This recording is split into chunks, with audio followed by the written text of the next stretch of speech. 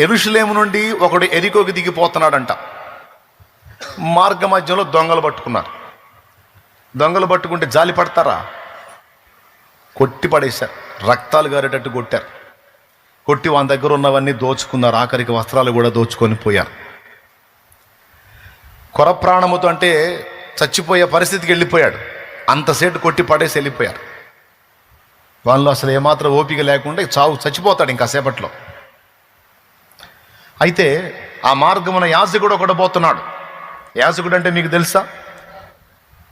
దేవాలయములో పెద్ద,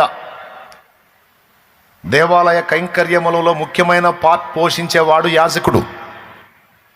యాజకుడు ఆ త్రోవను పోతా ఉన్నాడు. వీడిని చూశాడు. కనీసం వాడిని ఆగి చూసి పలకరించి పరామర్శించి ఏం చేయలా, అలాగ దాటి వెళ్ళిపోయాడు. దేవునికి స్తోత్రం కలుగునుగాక.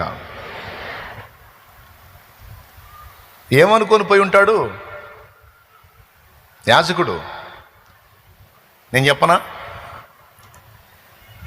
వీడు అసలు ఈ రాత్రి జామున ప్రయాణం చేసి ఇలా దొంగల చేతికి చిక్కడం మొదటి తప్పు. రెండో తప్పు వినండి బాగా. రెండో తప్పు ఏంటంటే మొత్తానికి వీడి జీవితంలో ఏదో దోషాలు ఉన్నాయి. వీడు మంచోడు కాదు. వీడు మంచోడు అయితే దేవుడు వీడిని దొంగల చేతిలో పడనిచ్చేవాడు కాదు. వీడు మంచోడు కాదు కాబట్టి వీడు టైంలో ప్రయాణం చేశాడు మొదటిది. వీడు మంచోడు కాదు కాబట్టి వీడు దొంగలకు చిక్కేటట్టు దేవుడు చేశాడు 2. వీడు మంచోడు కాదు కాబట్టి వాళ్ళు పచ్చడయ్యేటట్టు కొట్టారు 3. వీడు మంచోడు కాదు కాబట్టి కనీసం పలకరించే దిక్కు లేకుండా అలా పడున్నాడు 4. మంచోడు గానోడుతో నాకెందుకు అని పోయాడు. ఎవరయ్యా పోయింది? దేవునికి స్తోత్రం. స్తోత్రం చెప్పాను, పెద్దగా చెప్పండి, ఓకేనా?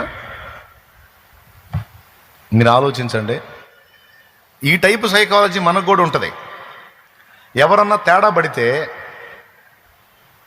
ఖచ్చితంగా ముందు వాడే డైలాగ్ ఏంటో తెలుసా? ఎంత తేడా అయితే ఎట్ట జరిగిందో. మంచోళ్ళని దేవుడు ఎందుకు అట్ట చేస్తాడు? తేడాలకే ఇట్లా జరిగిద్ది. ఏబు స్నేహితులు ఇదే టైపు మాట్లాడారు ఏబుతో. దేవుడు అన్యాయం చేయడు, ఏబో నీకు ఈ గతి పట్టిందంటే నువ్వు ఎంత తేడా అయితే ఈ గతి పట్టిందో అని ఏబుని పొడవటం మొదలుపెట్టారు. ఆ టైపోళ్ళు అన్నమాట కొంతమంది మనుషులు. బాధలో ఉన్నోడిని ఆదుకొని